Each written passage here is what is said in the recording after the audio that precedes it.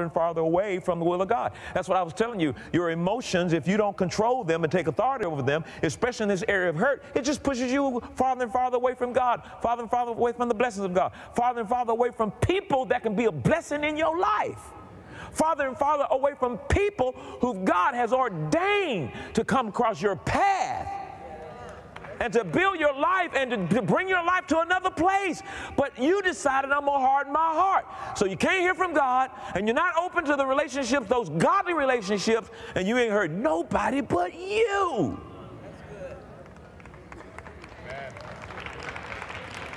Man, you ain't got to clap this morning. You can just sit there and look at me like everybody is sitting there looking at me like, man, what you talking about? I don't know what you talking about. I ain't hurt. I ain't hurt. You ever met a dude like that? I ain't hurt. Wife for 30 years just left him. No, I'm going to be all right. I'm going to be all right. I ain't hurt.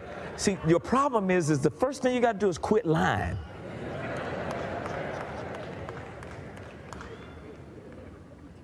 The third wrong way to handle this, we pretend we are really not hurt. And when you pretend that you're not hurt, it puts you out of touch with reality. And it invites more mistreatment because it appears to be, you appear to be unmoved by and unaffected by whatever that thing is. So let's say you're in a marriage relationship, and a perfect example is maybe, you know, for a wife, your husband does something or says something to you, and you pretend like it didn't hurt you. And the problem with that is because if he don't know it hurt you, then he'll continue to do it because, you know, he's not aware that that hurt you in the first place. And you're inviting more mistreatment in because you're pretending like it didn't hurt. And so what happens is, you know, it's so important for you not to do that. You know, if your husband says something to you a certain way, it's important for you to say, that hurts. And, you know, he might want to debate about it. What? What did I do? It don't matter what you did. What you did hurt. Well, I don't agree. No, it's not for you to agree. She just said what you did hurts. For whatever reason, it hurts. Your job is to recognize that that hurts and then stop it. You don't debate when somebody tells you this is how I feel. They're telling you I feel this way. Well, I don't think you ought to feel that way. See, you're going to be by yourself. You're going to be by yourself.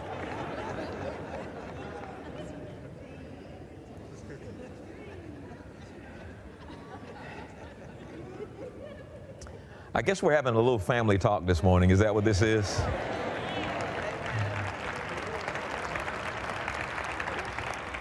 How your wife treats you is none of your business. Your business is how you treat her. And don't come up with the always and never and have an argument about always and never. You always, for real, always. You remember that time? You remember that time? Never? I don't never vacuum. What about last Christmas when I vacuumed? What you mean? I never, really never? And you're not arguing about anything of substance.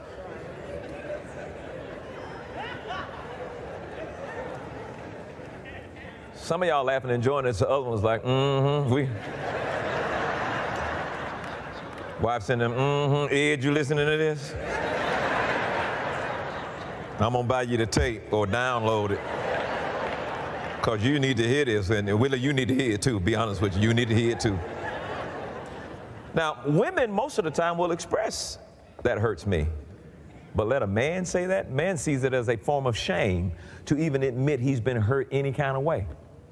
Because man law, which is the greatest instrument of why people abandon their assignments as husbands, as fathers, is because of so-called man law.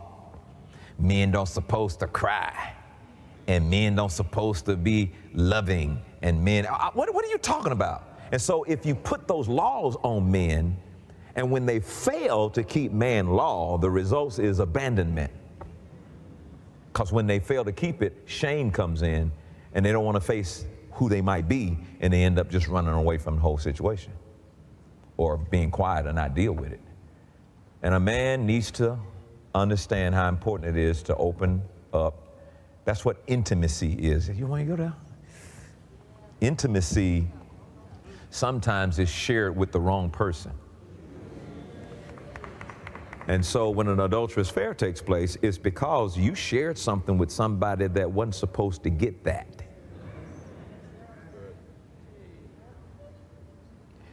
You can have best friends, but certain things best friend don't get before your husband or wife gets. You don't want your wife somewhere finding out from your best friend you hurt, like y'all still in school passing messages.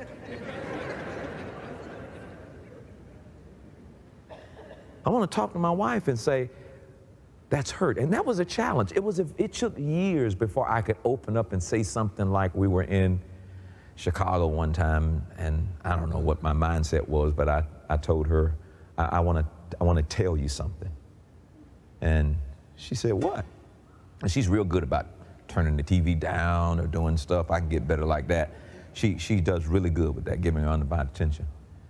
I said, I feel like some of my attitude in our marriage has come because I felt like I had feelings of rejection all the way back when me and my sister were the first blacks to go to this all-white school, and they just, I mean, some of the kids had never been that close to a black person, and they would rub my skin and ask, can I feel your hair? And, oh, it looks fuzzy, fuzzy like a bear, and or when things would go on and all the kids got invited to that person's house, the parents didn't want me to come, and I knew why.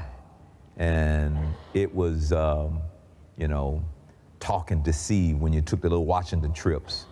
Who's the black kid going to stay with? And all these kind of things. And over a period of time, I recognized that some of that produced some rejection that may have been responsible for how I carried myself or attitude, and I told her. And when I told her, her response, it was really cool. She was very intimate. She was like, oh, I'm so proud of you. And I'm like, kind of feel like I'm a little kid right now, B. If you're proud of me, come on over here, girl. Show me how proud you are of me.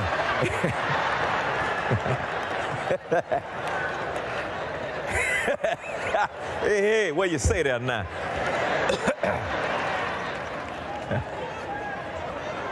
Just saying.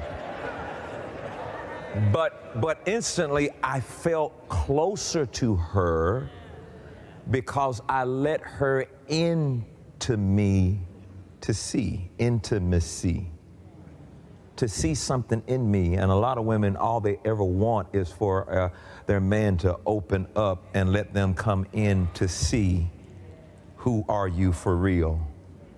And, you know, over the years that we've been married, opening up a little bit more, opening up a little bit more, until you open up, and you're opening up just really for you to come into me and see, it redefines your lovemaking. I can't talk to y'all. I can't talk to y'all. Because it goes beyond physical, and it involves your spirit and your soul. And when your soul can get involved, they share. But a lot of men are afraid. And a lot, you don't understand, lovemaking is a big part of your soul. You can have a beautiful mate, but if it ain't right up here with your emotions and soul, don't touch me. Don't put your hands on me. No, I ain't doing nothing with you. Just, because of what you said 2 weeks ago and hadn't apologized for what you said. You know the famous one, you ain't no man, the craziest, stupidest thing you can ever say.